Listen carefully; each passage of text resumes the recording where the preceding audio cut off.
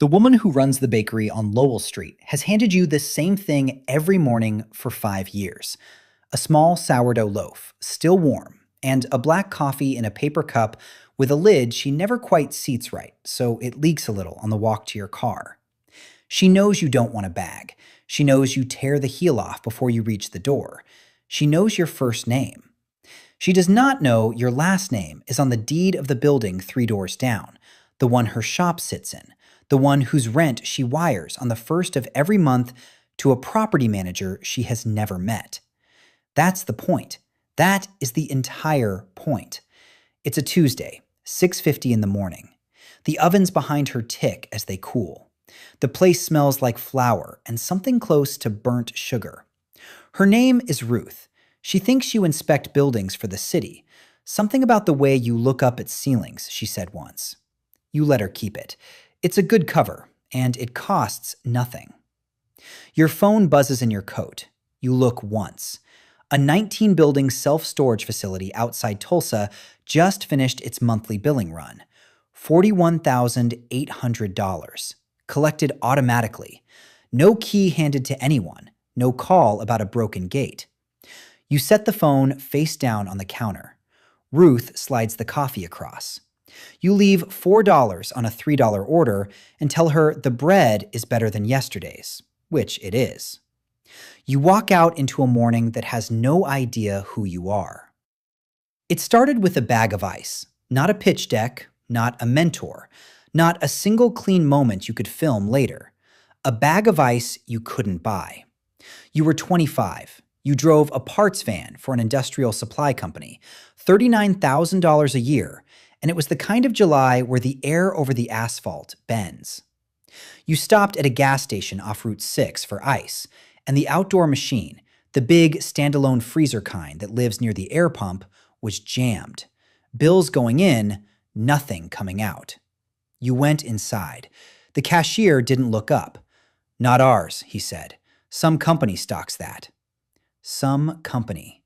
You drove home with a warm cooler and a sentence you couldn't put down. 4 hours that night at the kitchen table, a legal pad, the overhead light. You found 3 companies that placed and serviced ice and water vending machines. You called all 3. 2 never called back. The third walked you through the model in 15 minutes. Placement fee, restock cost, the cut the station takes, what's left. What's left on a decent corner was $150 to $400 a month per machine. He laughed when you asked if you could place your own. Sure, he said, if you like a lot of driving for a little money. You placed 2 machines that summer, then a third. First month, after the location cut, after the restock runs, after the gas you burned driving out to babysit them, you netted $260. $260. Your coworker cleared more than that in 1 weekend of overtime. Nobody clapped. Nobody knew. You sat with the number on a Thursday night and felt something that wasn't pride and wasn't disappointment. Something quieter than both. You didn't quit because you weren't looking at the $260.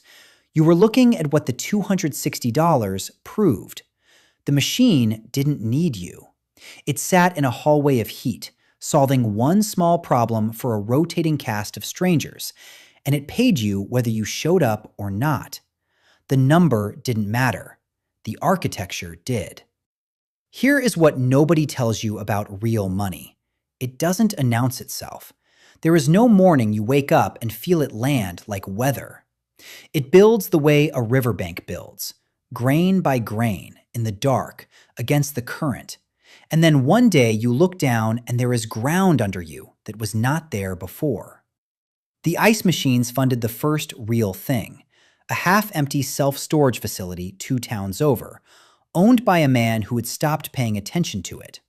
Functional units, decent road, a sign you could barely read. The only thing wrong with it was that nobody was watching. You watched. You took it from 58 to 91% occupancy in 14 months by doing the boring things, fixing the gate, answering the phone, sending the notices a real business sends. The storage funded a mobile home community. Not the homes, the land under them. 210 lots, each paying a few $100s a month in lot rent for the dirt a home sits on. People owned their homes. You owned the ground. Homes are expensive to move, so people rarely leave, so the rent simply arrives, month after month, recession or not. It is one of the most reliable income streams in the country, and almost nobody at a dinner party has heard of it. Then a billboard, not the ad, the quarter acre it stands on, leased to an outdoor company on a 15-year contract with annual bumps. Then a self-service car wash between a grocery store and a highway off-ramp, the kind of corner that prints money and gets ignored because washing cars is not interesting. Then a portable restroom and dumpster company you bought from a man named Earl, 68, who sat across from you in a diner booth and said the thing every retiring owner eventually says. I just need to know my guys will be okay. You told him they would. You meant it. It closed in 22 days. You drive a 2020 Chevy Equinox, gray, 78,000 miles, a scuff on the rear bumper from a parking pillar in 2022 that you've never fixed. The scuff earns its keep. It makes you easy to underestimate. And easy to underestimate is armor no luxury badge can buy. At a wedding 2 years ago, a man in a very good jacket asked what you drove. When you said Equinox, his attention drifted mid-sentence in a way he didn't notice. You spent 10 minutes asking about him, the easiest thing in the world with that kind of man, and learned he managed other people's money with enormous confidence and forgettable results. You drove the Equinox home. This is the part people misread about staying invisible. They think it's modesty, a quiet little virtue. It isn't. It's load-bearing. The moment someone truly knows, not guesses from your shoes, knows, something shifts in their face and does not shift back. You've watched it happen, a small recalibration. You stop being a person and become a possibility they didn't know was at the table. And they start wondering whether they're allowed near it. They don't mean anything by it. That took years to stop resenting. But the friendship has a new room in it now. One you can both feel and neither of you will ever name. So you keep the rooms shut. The Equinox, the scuff, the city inspector cover story, the bakery loaf. It costs almost nothing, and it returns the one thing money can't buy back once it's gone. The ability to move through your own life without being seen as a solution to someone else's problem. Your accountant is a precise, unsmiling woman named Joan. 19 years doing books for small operators. She does not impress easily. She read your full portfolio the first time, set it down, and said it was the least ambitious large fortune she had ever audited. She meant it as a needle. You asked her to write that on the cover page. She didn't. But something in her face changed, and you knew you'd found the right person. The loneliness is real. Not the dramatic kind you lie awake measuring. The quiet kind. There are rooms inside your life nobody gets to walk into, not out of coldness, but because you learned what it costs when the wrong person gets the key. Your closest friend is a man named Andre, genuinely one of the best people you know. Coaches a girls' soccer team on Saturdays, picks up the check when he can, which isn't always. He runs a small auto detailing shop and has been pressed flat against the same ceiling for 4 years. Last fall, he said he was thinking about putting his house on a line of credit to buy into a fitness franchise. He was lit up about it in a way you hadn't seen in a while. You could have wired the money before he finished the sentence. To your balance sheet, the whole buy-in was about 9 days of passive cash flow. It would not have registered. You didn't send it. That isn't coldness. You'd been down that road once, years back, with a man named Cole who had a plan and the kind of belief that makes you want to fund it. You gave him $35,000. It was gone in 16 months, and the friendship came back smaller, with a scar on it neither of you mentions. Money handed to someone who isn't ready doesn't fix the problem. It accelerates whatever is already there. And the friendship is the collateral when it goes wrong. So instead, you asked Andre to send you the franchise disclosure document.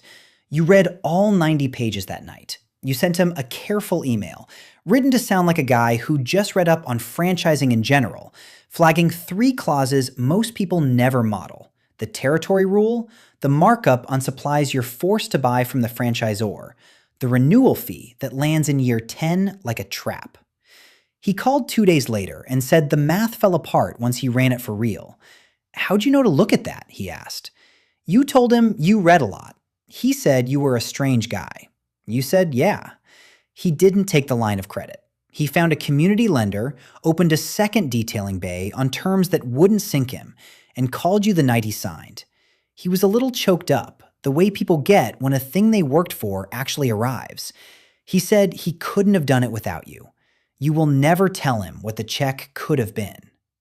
That's not modesty. It's just understanding what the story needed to be. His, built by his decisions in a way no check from you could have allowed. You crossed $670 million in total assets on a Tuesday in September. Joan sent the reconciliation at 9:41 in the morning. Subject line, Q3 summary. No exclamation point. Joan is not an exclamation point person, and neither are you, and that is almost certainly why this worked. You were at a gas station. The same chain, a different corner, 20-some years from the one with the broken ice machine. You were at the pump in the wind, the nozzle running, watching the numbers climb on the little screen when your phone lit up. You read the line twice, the way you read something when you're not sure you've read it right. Then the pump clicked off. You hung the nozzle up. You screwed the cap back on. A woman 2 pumps over was scraping a bug off her windshield with a credit card. The sky was doing nothing in particular. Nobody looked at you. The number existed on a screen, in a hand, attached to a man pumping regular into a Chevy with a scuffed bumper, and not one part of the morning rearranged itself to notice. There was something in your chest, and it wasn't pride, and it wasn't relief. It was recognition. The feeling of finally placing a face you'd been trying to remember for 20 years. You thought about the 25-year-old at the kitchen table with a legal pad and a warm cooler and a sentence he couldn't put down. He would not believe this, not for 1 second. Every boring Friday had been worth it. Every deal nobody saw. Every room kept shut. You got back in the car. You drove home. You made dinner. Tuesday morning, the bakery on Lowell Street. Ruth slides the coffee across and says the new oven runs hot. You tell her yesterday's loaf was perfect anyway. Your phone shows 2 property manager texts, a lease question from a tenant, and 1 new notification. An industry alert for a man named Raymond, 66, who has run a regional septic and portable sanitation company for 23 years and updated his profile 4 days ago with the phrase, "Open to the next chapter." You take out a small notebook, write his name at the top of a blank page, and 3 questions under it. The start of a framework for a lunch you'll have in a month, somewhere neutral, where you'll let him talk for the first 40 minutes and barely touch your food. Ruth doesn't know that the parking lot she uses 2 blocks over clears $4,900 a month. She doesn't know the storage place out by the highway, the one she rented a unit in when her mother passed and there was suddenly too much furniture and nowhere to put it. Routes its rent into an account she will never see. She knows you're the bread and black coffee guy, good tipper, always looking up at the ceiling. She isn't wrong about any of it. If you'd rather own the boring thing than be seen owning the loud one, if the architecture matters to you more than the applause, this channel was built for you. Subscribe and stay. Outside the window, the city moves the way it always moves, unhurried, indifferent, enormous. You drink your coffee. Somewhere out past the edge of this street, 20-some quiet, unglamorous businesses are running without you, billing on their own, asking for nothing. You tear the heel off the loaf before you reach the door. That's the whole thing. Small, slow, and almost nobody's business but yours.